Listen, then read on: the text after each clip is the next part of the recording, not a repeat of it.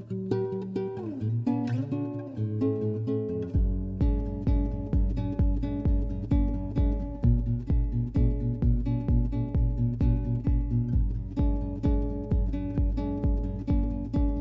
here with another episode of Conversations and Connections. We're the official podcast of the Family Crisis Center of East Texas. And today we have with us Mallory Dotson, who's part of our agency. And we're going to be talking about Human Trafficking Awareness Month, which is in January. Mallory, first of all, I do this every time. Remind us what are your duties? What is your position here at the Family Crisis Center? The extremely long title. There you go. My official title is a Sexual Assault Services Coordinator, and then I'm also SFA's Advocate. If I'm on campus, I just say SFA's Advocate, and then if I'm in the community, I usually just say NAC, Sexual Advocate, right, Assault Advocate. Yeah, makes it a little easier, I guess. I never really say the full job title. Well, we try to do this every year. Again, the year kicks off with January, again, being Human Trafficking Awareness Month. And sometimes I kind of want to start out, a lot of times, and I've seen this happen when we go out and about. Sometimes people may confuse trafficking with smuggling. When we talk about human trafficking. And so, just for clarification's sake, what is the difference? When we're talking about human trafficking, what is that as opposed to smuggling? So human smuggling is like a crime against the border where somebody enters a nation illegally, and they usually pay somebody to smuggle them. That's usually called a coyote, but they're paying someone to smuggle them. Whereas human trafficking has to have force, fraud, and coercion. Human smuggling can be a choice. Human trafficking is never a choice. So trafficking can start out as smuggling, and then they give false pretenses, and then when they get across the border, now they're like, you owe this very large debt, you have to pay it off, when in reality, they will never pay it off. Okay. So smuggling is basically transporting people across the border, across international lines, I guess you can say. Whereas trafficking it can happen just within the borders and everything. So trafficking, I want to take more of a deep dive into that. When we talk about human trafficking, what exactly are we talking about? What do we mean when we say human trafficking? So the two really main types are sex trafficking and labor trafficking. Labor trafficking can be working on farms, they're not getting paid, and sex trafficking is what it sounds like. Somebody is paying another person for sex. Okay. And that can be confused with prostitution, but prostitution, they kind of go hand in hand a little bit, but trafficking is not a choice. So say somebody pays like a pimp for sex with a girl, but that girl is not getting paid. They're being forced to do that. They cannot leave. They have no choice. The biggest thing about human trafficking is that it has to have force, fraud, and coercion. Well, I think a lot of times people will say, well, prostitution, that's that woman's choice. She's making that choice to sell herself. When in reality is probably a lot of the times that woman's being made to do this, right? She's being forced to do that. It's not really, maybe she's paying off a debt or something like that. And I think that's the thing that we really need to let people know is that I think sometimes people say, well, it's a victimless crime. If that's what they want to do and that's how they want to earn their money and, well, so be it. But man, you just got to really look at that and understand that a lot of times these ladies and men as well, we got to make sure and let it know that this can happen to men also, that they may not have a choice. They may be forced, and if they refuse to do this, they could pay some consequences. Yeah, and sometimes it might start off as maybe it's a single mom who can't get a job, can't pay ends meet, and the only thing she has left is to sell her body. And so they might get into prostitution to survive, and then once they get under a manager or a pimp, then it suddenly turns into you want to leave, but now you can't because you owe this pimp because now you're under their control. Right. and now you don't have a choice and you can't Okay. leave. Sure. So how big of this is an issue? And again, I guess I'm trying to set up these situations when people think, oh, well, this doesn't happen in rural, these are things that happen in Houston and Dallas and the big metropolitan areas. But how big is this issue in East Texas? I mean, do we see it here? Yeah, and it's a big issue, but I don't think the trafficking that people think of is the trafficking that actually goes on here.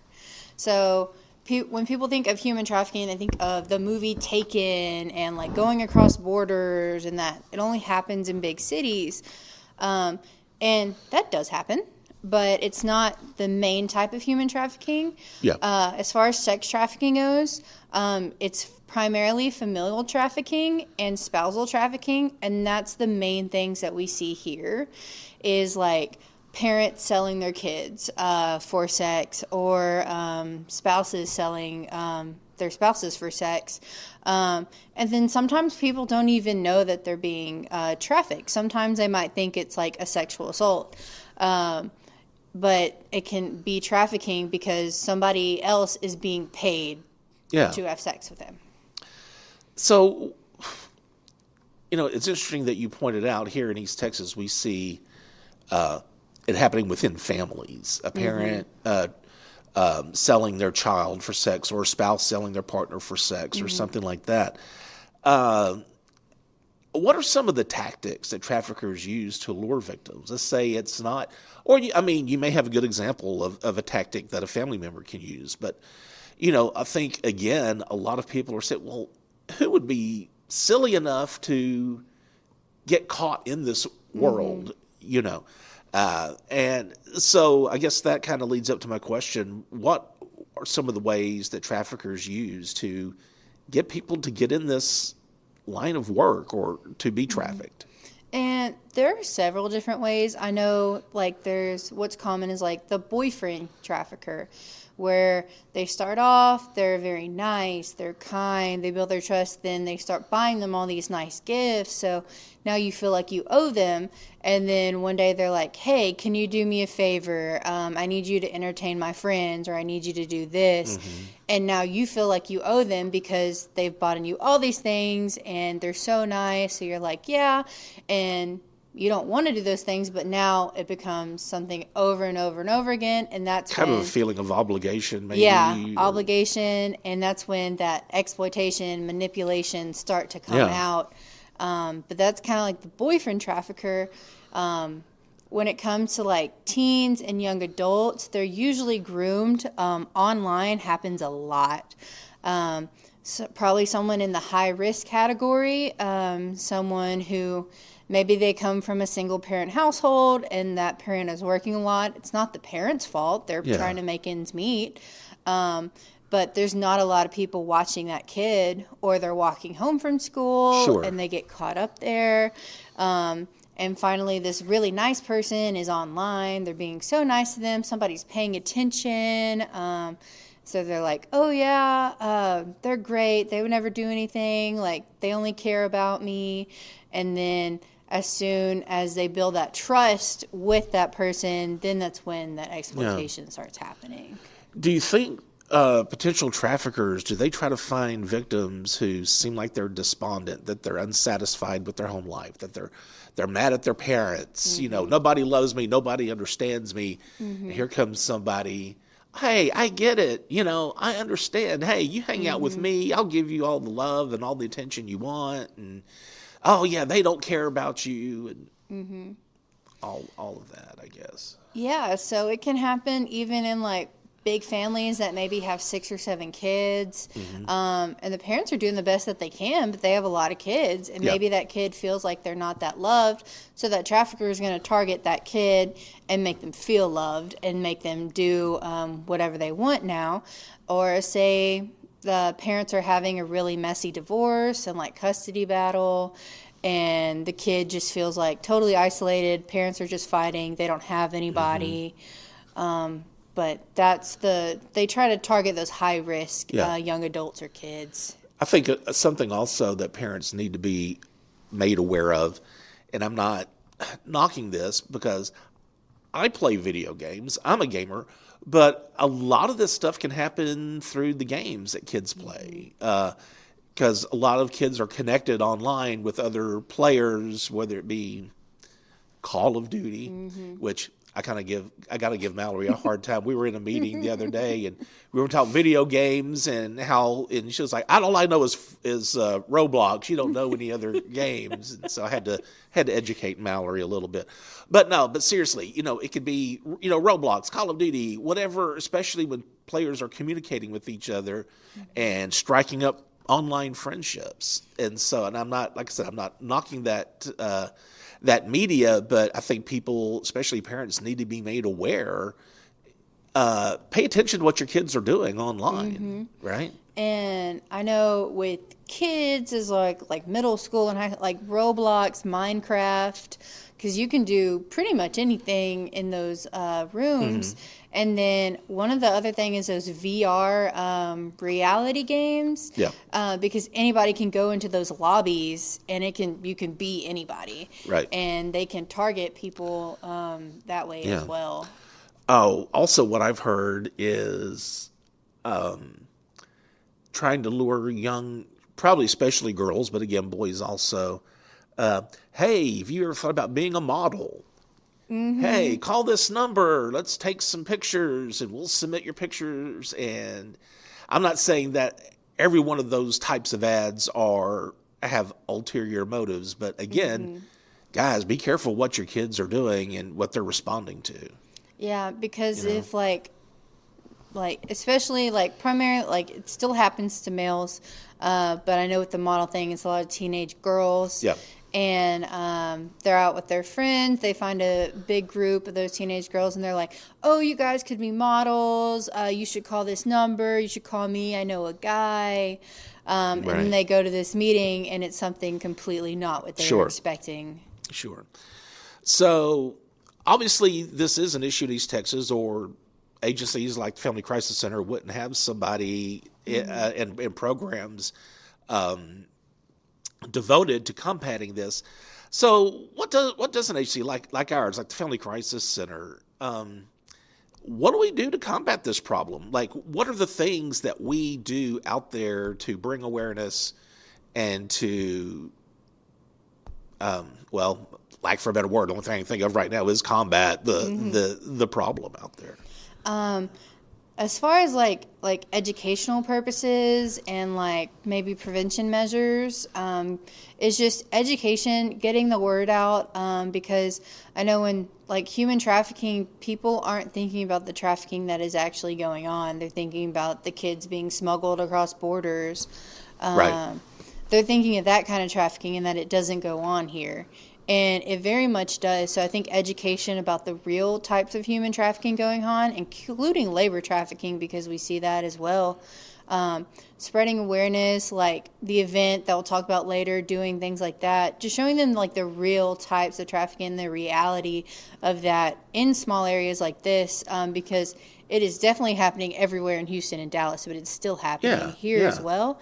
And as far as once somebody is trafficked, what we can do for them, obviously services like any legal help, legal assistance that they might, all of their options that they have, shelter, what we do in general, and then we can partner with other agencies. So a big one is Unbound Now that we just got in the area. We partner with them. They're solely human trafficking, and anything, because the Family Crisis Center, we're going to do anything to help our victims that we can. Yeah. And then if there's another agency that can do more for them than we can, then we're going to work with them as well, and we're going to partner with them and try to do the best for our clients as possible. Yeah. I know we kind of touched on this. I didn't know if we needed to come back and revisit. What do traffickers look for? If, hey, okay, I want to traffic somebody, what type of person are they going to set their sights on? The biggest thing is it can happen to anybody. Anybody can be trafficked. As far as what they're looking for, it depends what the trafficker's motives are. So if they're looking for labor trafficking, say they're looking for somebody to work in a field or in a restaurant, they're going to be looking for like maybe an undocumented immigrant trying to make money. And they're like, oh, if you pay me this much, like basically giving them a very large debt and saying you can pay me back by working. And reality is, again, like they will never pay off that debt. If you're looking for like sex trafficking, it's usually going to be upper teens, young adults. It really just depends what that trafficker's wanting to do. Because it can be anybody. Right. Okay. I guess I'm wanting to know, are there certain signs people can look for if they suspect someone may be trafficking, or they may be a trafficking victim, I should say, and if trafficking is going on in their area, are there any, is it so well hidden you wouldn't know, or are there any telltale signs that you can kind of pick up on if things that may kind of look suspicious, or either in an area or a person themselves, if you think, maybe this person is doing something they don't want to be doing. And there are different signs for the different types of trafficking. Sex trafficking is they're being controlled by somebody. They talk about they have to meet a goal every single day. When you talk to them, they don't know where they are a lot of the times. Like, maybe they don't know, like, their whereabouts. They can't speak for themselves. So say they get injured and they go to the hospital. There's going to be somebody speaking for them the entire time. Like, they're not going to speak for themselves. And they're always being monitored. They're very fearful of law enforcement. And they might even have a tattoo that can, like, look like a brand. That's sex trafficking. And then, like, Go ahead. Labor trafficking is they're not free to leave. They're either unpaid or paid like very little. Right. And they owe a large debt they'll never pay off. They don't have any breaks at their work environment. And they're going to have a lot of poor hygiene. In the teen world, like as far as like if you're a teacher or in charge of teens or work with teenagers, if they suddenly start bragging about they have a lot of money, so overalized sexual behavior, suddenly like they have new friends or like older friends, an older boyfriend just out of nowhere. They've dropped their old friends. They have new ones, some unexplained absences, that kind of thing. Okay.